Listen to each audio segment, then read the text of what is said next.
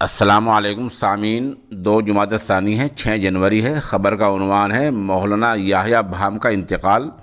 یہ انتقال South Africa میں ہوا ہے۔ یہ خبر رات 2 بجے ہمیں کنڈا کلاں سے قاری محمد شرافت نے دی ہے۔ باقی اس خبر کے لیے مولانا ہدایت اللہ مظاہری جودھ پور سے ہمارے رابطے میں ہیں۔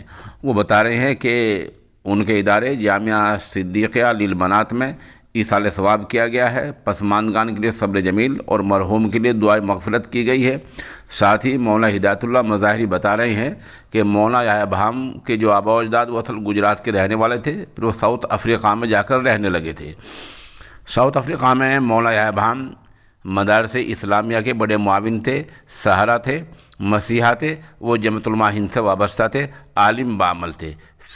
فی الحال ہمارے پاس ان کے بارے میں اتنی ہی معلومات ہیں۔ مزید معلومات حاصل ہوتی ہیں تو ہم انشاءاللہ اگلا بلیٹن جاری کریں گے۔ اس حادثہ فاجعہ پر خانقاہ امداد اشرفیہ تھانہ مورنگ ناظم اعلیٰ مولانا نجم الحسن تھانوی اور ملی کونسل سہارنپور کے صدر محترم مولانا ڈاکٹر عبد المالک مغیثی وغیرہ نے گہرے رنج و الم کا اظہار کیا ہے۔